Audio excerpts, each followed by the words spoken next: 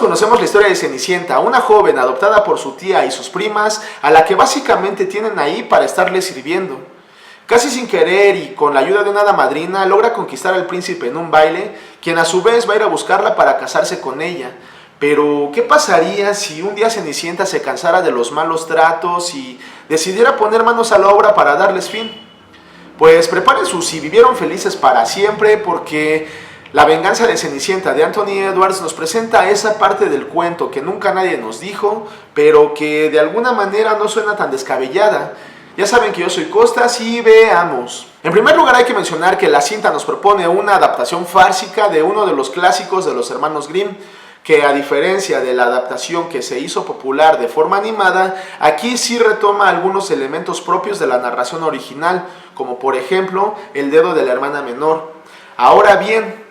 podemos dividir esta cinta en dos partes. En primer lugar, aquella historia que todo el mundo ya conoce, pero por otro lado, cuando por fin Cenicienta se deja influenciar por su hada madrina y decide que el desquite es lo mejor. En ese sentido hemos de decir que la primera parte de la trama se siente un poco lenta, a pesar de que se hicieron algunos saltos importantes en cuestiones de tiempo y de que se trataron de incluir algunos chistes que fueran mezclando los elementos clásicos del cuento con elementos de la actualidad para generar cierto choque, ciertas exageraciones propias de la farsa, pero que en algunas ocasiones funcionan y en otras no tanto. Además de que el hecho de que todos conozcamos esta parte de la historia, pues hace que de alguna manera force un poco las cosas en la manera en la que se está contando. Pero en la segunda parte las cosas se realizan con mayor rapidez, pues cambia el ritmo, cambian las situaciones, aparecen personajes que antes ni siquiera habían sido mencionados o a los que no se les había dado el peso específico que tienen ahora,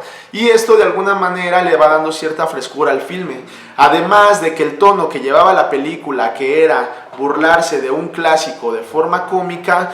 da un giro inesperado hacia volverse algo mucho más gore, lo cual pues de alguna manera rompe con lo que pensábamos que iba a suceder. Sería bueno destacar que es muy evidente que es una producción con pocos recursos, pero lejos de lo que pudiéramos pensar, logran hacer que esto juegue en su favor, pues en ningún momento se tiene algún reparo por hacer que esto quede en evidencia. Elementos como los efectos, especialmente cuando aparece la sangre, y lo exageradas que son algunas de las reacciones o algunas actuaciones, son algunos ejemplos de esto. Y por otro lado tenemos que hay algunos elementos técnicos que funcionan bastante bien. En primer lugar podemos mencionar la fotografía, que a pesar que también se ve bastante austera, funciona bastante bien porque nos ayuda a resaltar algunas siluetas o algunas figuras de los personajes y algunas de las acciones que cometen tanto en interiores como en exteriores, siendo los exteriores la parte que más destaca. Y otro de estos puntos es el maquillaje, especialmente cuando tenemos algunos de los personajes que han pasado por alguna situación, ya sea de algún ataque o algún accidente, lo cual, a diferencia de los efectos, está bastante bien diseñado y que de alguna manera dota de naturalidad o de verosimilitud a estas diferentes partes de la historia. En conclusión, La venganza de Cenicienta es un filme que muy a su manera trata de adaptar un cuento clásico en donde se menospreciaba al personaje principal, cambiando ese rol por un empoderamiento muy acorde a nuestra época, en donde ya no se nos hace pensar que para poder tener una recompensa previamente se debe haber sufrido,